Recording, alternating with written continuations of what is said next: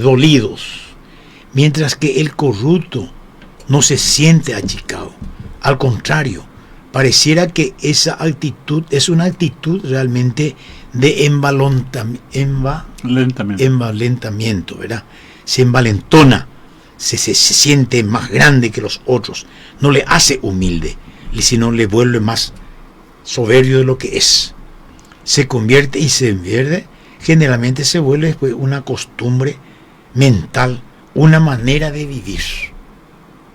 El corrupto es así, ya se vuelve una forma de pensar, de manera que entonces sus acciones será algo permanente, no será algo accidental como en la vida del pecador.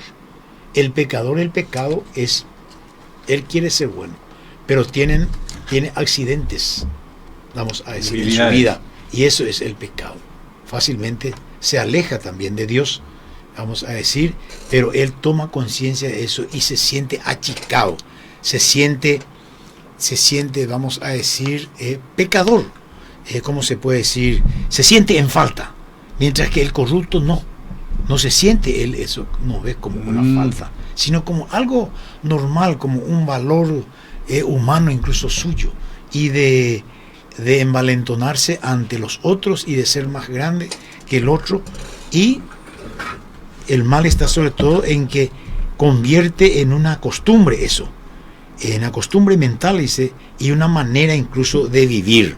Y de eso estamos llenos nuestra sociedad actual. Hablan en grande, hablan como si fuesen los dueños de la verdad. En su mayoría son nuestras autoridades políticas hoy en día así, ¿verdad? Hablan de grandezas, hablan de misericordia, acuerdan de Malañán de Yara secretario, pero su vida real, sus acciones deja mucho de desear y se aleja muchísimo realmente de lo que debería ser él, para el cual fue constituido por una sociedad que confió en él su futuro. Jesús le dice a sus discípulos: si un hermano tuyo te ofende 7 veces al día, y 7 veces al día vuelve a ti a pedirte perdón, perdónalo. El pecador arrepentido que después cae y recae en el pecado a causa de su debilidad, halla nuevamente perdón si se reconoce necesitado de misericordia. Ahí está la actitud entonces de un pecador.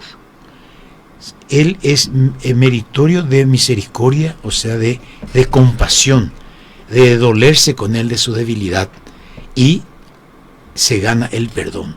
Mientras que el corrupto, en cambio, es aquel que peca y no se arrepiente. Ahí está. El pecador, el pecado, es una acción del cual el que comete se arrepiente, se duele, ¿verdad? Y promete no volver a caer, o presta atención, por más que después pueda volver a caer en el mismo pecado. Sí, pero hay un sentimiento positivo antes. Exactamente. Hay una actitud, un sentimiento positivo en que él se ve una persona, un débil, un miserable ante Dios.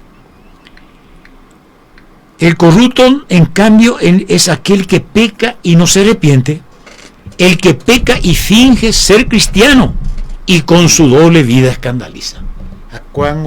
¿Por qué me pareció oportuno tocar este tema? Porque es un tema, una actitud tan generalizada en nuestra gente, y sobre todo en aquellas personas que tienen poder de decisión, vamos a decir, en la política. En política estoy hablando, ¿verdad? No partidaria, sino en todas las acciones de dirección del país y de los ciudadanos. Hay una corrupción, un pecado terrible, ¿verdad? Imperante, que forma parte ya de sus acciones y de toda su estructura de vida incluso. Y lo peor es que esta gente hablan como si fuesen los salvadores del mundo o de la comunidad o de la sociedad. Hablan sin pelos en la lengua, hablan como si ellos fuesen los mejores. Y lo único que consiguen con sus palabreríos es escandalizar cada vez más a la gente que saben al respecto. Y él no se arrepiente, no se siente pecador, Y lo peor es que finge ser cristiano y va ahí, al igual que los otros cristianos, él roba, él está robando. Pues el robo tiene diferentes matices también. Allá va. Algunas serían, por ejemplo. Y bueno, y yo, por ejemplo, que entro a tu casa y me apodero directamente de un objeto. O yo como persona que tenga un poder de decisión, juez, decido sobre tu vida, tu libertad o tu encarcelamiento. Yo como juez o como fiscal también te robo, hago un documento falso que vamos a decir que facilita o que no me viene la palabra, bueno, que le beneficia al ladrón para apoderarse, por ejemplo, de tus bienes. O yo un comerciante. ¿Cuántas declaraciones, cuántos casos está eso en los juzgados? Es donde el juez, por una plata o por el poder político que tiene, verá, el actual contrincante del otro, vamos a decir, y él simplemente por influencia o por un dinero, pues bien hace decisiones totalmente torcidas. O sea, yo te vendo un termo que cuesta 50 nomás y te cobro 70, ya te estoy robando. Es un robo. De diferentes matices nomás son los robos, ¿verdad? Pero es un robo. Y el pecado es lo mismo. Y el castigo posiblemente vamos a merecer igualmente. El corrupto no conoce la humildad.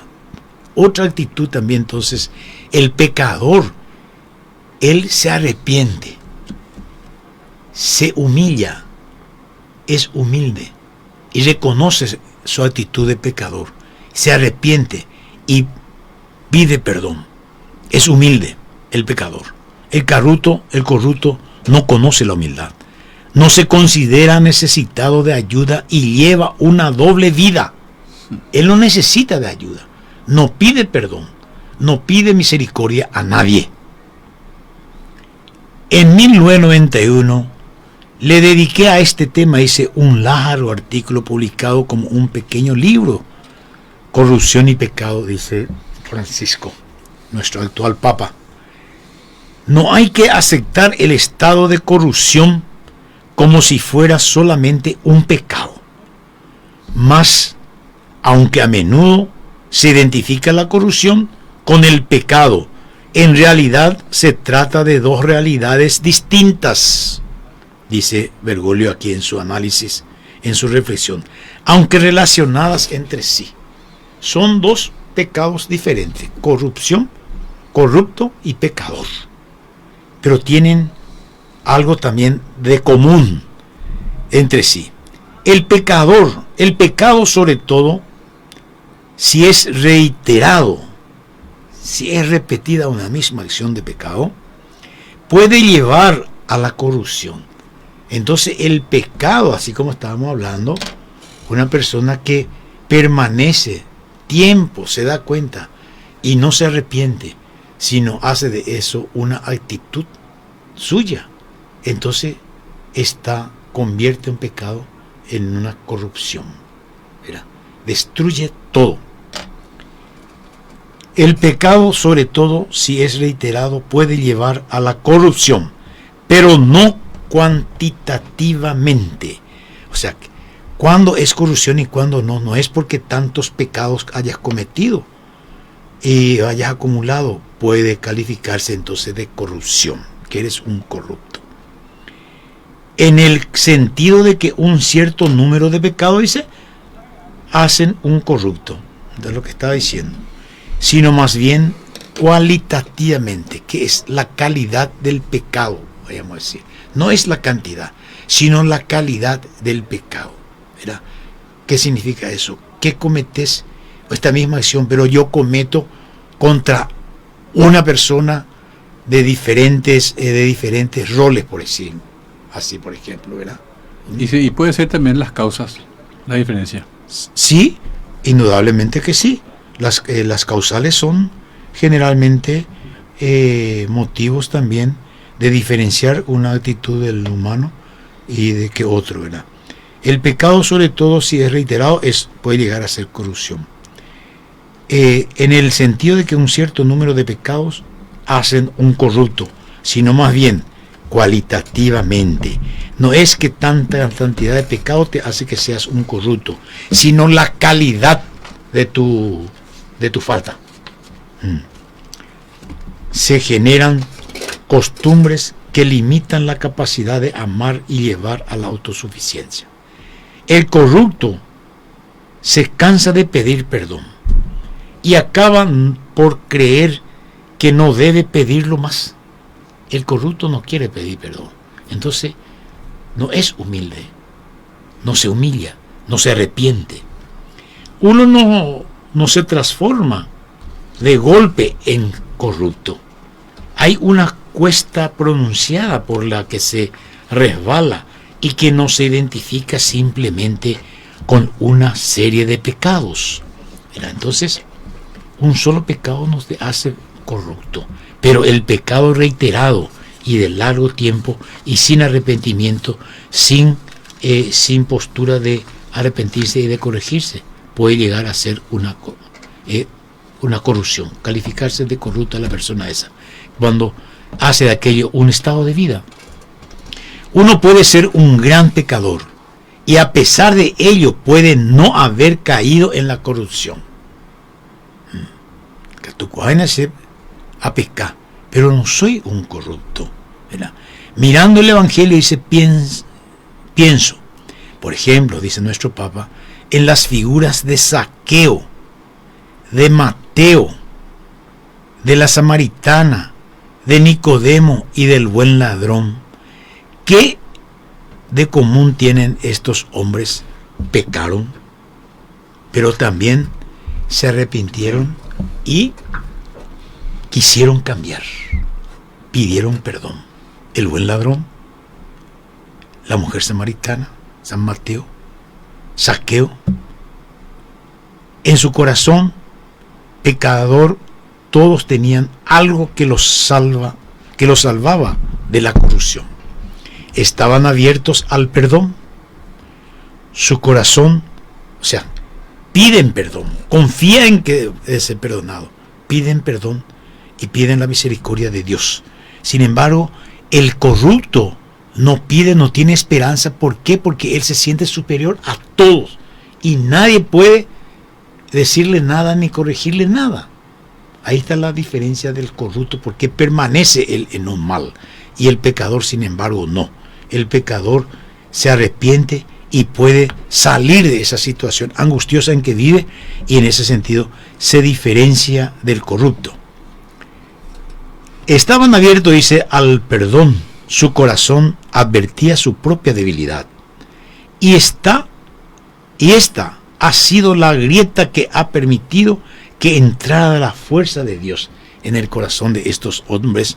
En la Biblia, en los pasajes bíblicos, tenemos a muchos personajes que han sufrido este mal del pecado. Eran pecadores, pero no eran corruptos. ¿Por qué? Porque una vez que se den cuenta de su estado de debilidad, y se trataba de convertirse, de transformar su vida y de cambiar.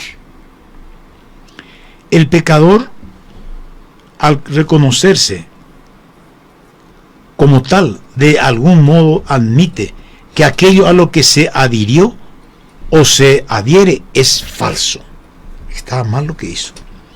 El corrupto, en cambio, oculta lo que considera su auténtico tesoro. O Shukkane, otra cosa. Es hipócrita. Demuestra una doblez, tiene una doblez de vida. Lo que le hace esclavo y enmascara su vicio con la buena educación, logrando siempre salvar las apariencias. Ango Hinaomi ñande autoridad cueras amigos que se visten de corbata y de zapatos de último modelo y trajes deslumbrantes y con expresiones delicadas y actitudes delicadas, y que concurren a los lugares seleccionados, vamos a decir, y a aparentar lo que él no es, y convence a la gente, y la gente dice: mañamina, No, pues llegó a saco y yo tu paope. A sango supe que es un sede de padrino de casamiento. O sea, que anda ahí año te le hombre ahí otro pe ahí. Ese es un corrupto. Sigue destruyendo, sigue corrompiendo, sigue, vamos a decir, un botuyú, hapisab, pues constantemente queriendo hacer creer a los demás una cosa que él no es. Dice acá, con apariencia, logrando siempre salvar las apariencias. Aún más que el pecado, la corrupción tiene un significativo rostro social. La corrupción tiene, vamos a decir, ojipre a toda la humanidad, toda la sociedad, o perjudica a esta persona. Y el pecado no, o el pecado no es, vamos a decir muchas veces, más personal y tiene poca consecuencia social. La corrupción tiene un significativo rostro social. Basta leer las crónicas de los periódicos para que te des cuenta ya. La corrupción no es un acto, sino una condición. Ahí está la diferencia. Es una condición, un estado personal y social en el que uno se acostumbra a vivir. Vive la vida pomposa en una casa principesca con un salario elevadísimo que él no se merece, nunca ganó, pero se le atribuyó y él no renuncia a eso, sino disfruta y mal disfruta, vamos a decir, derrocha y en vez de beneficiarle lo destruye porque se echa, vamos a decir, a la borrachera, a la comilona, a la degeneración y la prostitución de una vida totalmente descalificada. El corrupto no está tan encerrado y saciado en la satisfacción de su autosuficiencia. Ha construido una autoestima que se basa en actitudes fraudulentas. Pasa la vida en mitad de los atajos del oportunismo, a expensas de su propia dignidad y la de los demás. No le interesa el mantener una dignidad, una conducta, una cierta, sino aparentar lo que no es. Aparentar bueno, él no siendo bueno ni sintiéndose bueno. El corrupto tiene siempre la expresión de quien dice, no he sido yo. El corrupto. ¿Sí? No sé. ¿Sí? No soy yo eso no cometo, yo no hago eso. La que mi abuela llamaba cara de santurrón. El corrupto es el que se indigna porque le roban la cartera. Le roban la cartera y se indigna, se escandaliza. Estamos en una sociedad de ladrones. Y él no roba solamente a una persona, no roba solamente la cartera, sino roba la vida y el bienestar de todo un país. Robando, por ejemplo, el presupuesto destinado al hambre cero, como hoy en día se hace tanto cacareo, hace el gobierno. Ñandeco hambre cero, la ñande. Va a con hambre cero, se va a hacer nieto y cuida, o no, hoy la temi uña, porque este día me es locro, reí, sin carne, sin nada. Mañana, poroto, sin nada. Entonces los chicos no pueden comer eso. Hacen mal, yo no digo, ¿verdad?, los productos que usan para la materia que usan para, sino la forma de hacer. Le pone a cualquier mujer de por ahí, podríamos decir, para hacer la cocina. La cocina es un arte culinario, requiere conocimiento, requiere una serie de actitudes para prepararlo. Una cosa tan delicada como es el alimento, nada menos para nuestros niños. O Chicago en estos días ya está en la foto, va y se te van a entender, tacho, ahí, beruba la parece que era mosca. Entonces hay un descuido total, un despropósito total de cumplir con el objetivo para el cual fue presupuestado miles y millones de dólares. Y se desperdicia entonces el dinero que es mío, tuyo, nuestro y de todos. Y eso creo que nuestra autoridad tiene que cuidar. Autoridades hoy, la directora de la escuela, la maestra, la que hace la comida, tiene que tener mayor delicadeza. ¿Por qué tiene que hacer, por ejemplo, un caldo, un podríamos decir, un poroto o un locro en este tiempo de calor, donde uno por poco nos cae muerto del calor? ¿Por qué no usan los mismos ingredientes en hacer otro tipo de comida? Yo puedo hacer del poroto, era como una especie de guiso, con un fideíto o con un arroz, una cosa rica para nuestros chicos. Vamos. Y bueno, entonces son lo que el mal está en que se delega a personas no calificadas para preparar los alimentos de nuestros chicos. Y esto tiene que tener en cuenta los responsables y las directoras, las maestras. Ellas tienen que ser como la supervisora, los, ¿cómo se llama? Aquellos que controlan, los contralores, vamos a decir, de este espacio que se desarrolla dentro de la comunidad educativa. Porque dentro de la institución se hace. Mis nietos, por ejemplo, se van a casa y no almorzaron. No, papá, hoy locro. ¿Y con qué? Y locro así nomás. Y al otro día, poroto. No, yo no descalifico la calidad del alimento, está bien para acostumbrar. Digo, hay que preparar bien. El poroto no es cuestión de tirar en un gran tacho de agua y hervirlo 3-4 horas que se ablandan. No, pesengo. Ay, muy peyuque. No, pese y prepara. Yo sé más que no siendo cocinero. El corrupto es el que se indigna porque le roban la cartera. Y esto, ¿por qué amerita tanto y es tan oportuno este artículo de corrupto? Esos son los corruptos justamente. Un acto de corrupción es justamente destinar tanto dinero del presupuesto nacional y tirarlo por el tacho, en el tacho de una comida que no se puede comer.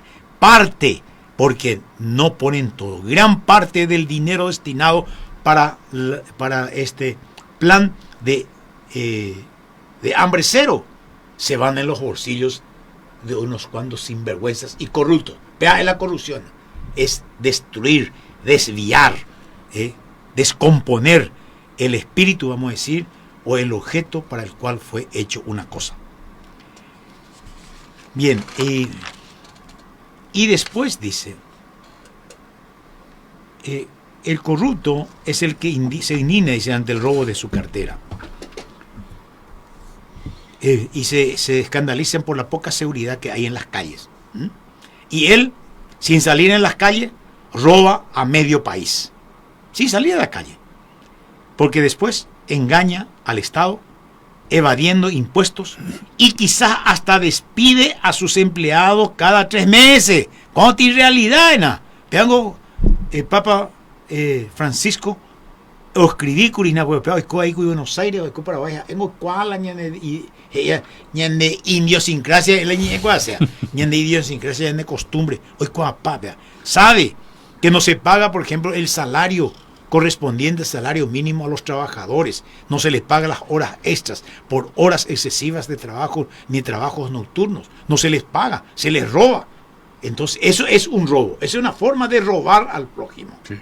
Eso es corrupción, realmente, cuando yo desvío, ¿verdad?, las normativas legales que se ha hecho para llevar una vida armónica entre los ciudadanos, y yo desvío eso. Entonces, y despide muchas veces, les ficha a un personal antes de los 3 meses sin tener todavía estabilidad laboral, lo expulso nuevamente. Despido a sus empleados cada 3 meses para evitar hacerles un contrato indefinido. Yo me acuerdo cuando yo estuve en la empresa, y en varios tiempos, estuve como encargado del personal. Y yo hacía así. En el momento en que él pisa ahí y decidimos elegirlo como funcionario, le hacíamos ya un contrato de trabajo. Y nuestro contrato de trabajo era indefinido, indefinido o definido. Cuando es definido tenés que determinar ahí en ese contrato de trabajo de tal a tal fecha. Sí. Bueno, indefinido. Hacía yo entonces los contratos de nuestros chicos. Eso no quiere decir que yo no pueda despedirle al indicado, al candidato, vamos a decir, si no cumple o si no le veo apto para tal o cual función. Pero tengo que despedirle, ¿verdad?, a él con todos los derechos que él merece. Sí, claro. Pagarle su tiempo de estadía, su salario, si amerita, ¿verdad?, un tiempo de vacación o lo que fuese. O sea, el patrón puede disponer de su permanencia o ausencia del personal en cualquier momento. Pero tiene que cumplir con todos los requisitos laborales. Así. Lo que pasa es que acá te humilla luego y te toman como si fuese un pobre infeliz que tenés que exponerte, ser víctima del capricho de cada uno. Y generalmente tienen personas no capaces. No hay ni la derecho laboral, ni las leyes de un contrato social, de un contrato laboral. No conoce. Y entonces hace lo que se venía haciendo hace rato y lo que quiere el patrón. Muchas veces el patrón extranjero viene y le dicta qué tiene que hacer y qué no tiene que hacer. En mi país, en donde hay una ley, en donde yo como paraguayo soy el que tengo que conocer y marcar las pautas, vamos a decir, de conducta o de funcionamiento de todos esos detalles.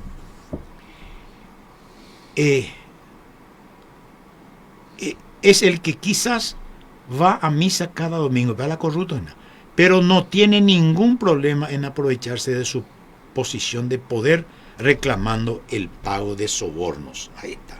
¿Cuántos de eso hay? Van a la misa, comulgan. O sea que hay una escisión total entre nuestra conducta ciudadana y nuestra conducta de ser cristiano. Y eso tiene que ser única. Tiene que ser uno solo. Sí. El cristiano no puede ser un naipe con doble cara. No, con doble Tiene que faz. ser íntegro, no se puede dividir. No se puede dividir. El cristiano tiene que ser una persona íntegra, indivisible. Peteito bando les con da ego moneda esa. Petein lado o petein a otro lado otra figura. La corrupción, dice, hace perder el pudor que custodia la verdad. Pudor, bien dice, delicadeza, sí, vergüenza. No tiremos la corrupta o no tini, porque hoy anda ahí lo haya por. La verdad, el corrupto a menudo no se da cuenta de su estado, precisamente como quien tiene mal aliento de yuruné. La yuruné no me en cuenta. Se da cuenta que está a su lado solamente. Del yuruné con soda que no se puede estar a su lado. Y no se da cuenta de su mal aliento, no se da cuenta. Y no es fácil para el corrupto salir de esta condición a través de un remordimiento interior. Sí, señor.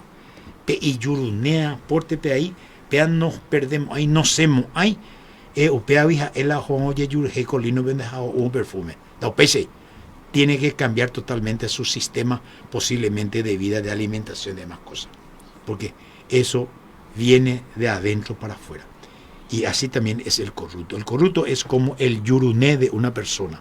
Le sale permanentemente, le aflora permanentemente en cualquier acción suya, le aflora justamente esa actitud.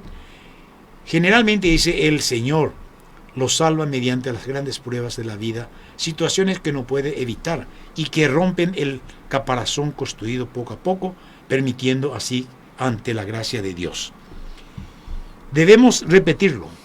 Pecadores no, yo y San Pablo, Francisco, corruptos, pecadores sí, corruptos no, disculpen. Pecadores sí, como decía el publicano en el templo. Ese publicano no es un corrupto, es un pecador. Publicano era, ¿verdad? Y el otro, sí, el fariseo. Sí. El fariseo sería la figura justamente del corrupto acá. Sí. Sin tener ni siquiera el valor de levantar, ese era el publicano. Oye, perdón, ni animai ni Jesús ocupió a las imágenes al altar. Pecadores sí, como Pedro se reconoció llorando amargamente tras haber renegado de Jesús. Pedro fue un pecador, no fue un corrupto. Pecadores sí, como tan sabiamente nos hace reconocer la Iglesia al comienzo de la misa, cuando se nos invita a golpearnos el pecho, es decir, a reconocernos necesitados de la salvación y de misericordia. Eso es lo que hacemos nosotros cuando comenzamos la Santa Eucaristía. Tenemos que rezar de una manera especial durante este jubileo que viene, para que Dios haga, vamos a decir, una apertura también en los corazones de los corruptos, que le abra el corazón, otorgándole la gracia de la vergüenza, la gracia de reconocerse pecadores necesitados de perdón. Necesitamos sentirnos realmente pecadores y no corruptos, y podemos cambiar. Es una actitud que nos va a diferenciar justamente nuestro estado de corrupto y pecador. Usted ha dicho varias veces, Dios no se cansa nunca de perdonar. Somos nosotros los que nos cansamos de pedir perdón. ¿Por qué Dios no se cansa nunca de perdonarnos? Y Dios no tiene la naturaleza del ser humano. Porque el cansancio es simplemente una actitud, vamos a decir, del ser humano. ¿Sí? Es una simple seña de debilidad. Y la debilidad no tiene cabida en la vida de Dios. Dios es la perfección máxima y por lo tanto todo aquello que nosotros creemos, a pesar de que muchas veces nos dirigimos y a Dios como si estuviésemos hablando con un ser como igual a nosotros, atribuyéndole todas las debilidades del ser humano. Dios es infinitamente misericordioso, razón por la cual Él no se cansa nunca, no conoce el cansancio ni el enojo con el pecador para no perdonarle cuando éste asume una actitud de conversión, de arrepentimiento y, podríamos decir, como una forma de decir de arrodillarse, que significa humillarse, vamos a decir, y pedir la misericordia de Dios, que Dios se apiade y se duela de sus debilidades. Hasta aquí esta reflexión, entonces, que amerita podamos encarnar en nuestra vida, en nuestra práctica. Entonces, misericordia, dice, será siempre más, la misericordia de Dios será siempre más grande que cualquier pecado. Nadie puede ponerle un límite al amor de Dios cuando perdona. Y muchas veces nosotros decimos, veamos niña de ya no perdona más de eso. O nosotros mismos decimos, ¿será que Dios me perdonará por este pecado? Y esas palabras es justamente una manifestación simplemente de nuestros sentimientos humanos y no nos transportamos realmente en la dimensión. Pero eso sería divina. Negar la misericordia de Dios. Eso sería descalificar, negar toda la misericordia de Dios. Bueno, yo creo que por acá nos podemos quedar, ¿verdad? Así mismo. Y si Dios nos da 8 días más de vida. Y estaremos próximo sábado con otros temas que esperamos sea del agrado vuestro para ir creciendo en este tiempo que vamos a entrar de Cuaresma, ¿verdad? Sí. Vamos a entrar al tiempo de Cuaresma. Eso está interesante. Este miércoles de ceniza, este miércoles ya es miércoles de ceniza. 40 días entonces de profunda reflexión y arrepentimiento y conversión. La Cuaresma es una preparación a llevar. Sí, es un tiempo de preparación. Sí, es un tiempo de preparación. ¿Cómo era? De purificación, de arar, de ver todas las malezas que tenemos debajo de la tierra, que es nuestro espíritu, para poder corregirnos, arrancarlo, extirparlo, tirar y poner nuevas semillas. Vea la idea en Anguinúmera. Bueno, si Dios nos da 8 días más de vida, aquí estaremos. Estaremos el próximo sábado en este programa Sembrando Valores desde las 10 a las 12 horas en Sembrando Valores. Verán nuestro programa por la 101.3 Radio El Verbo.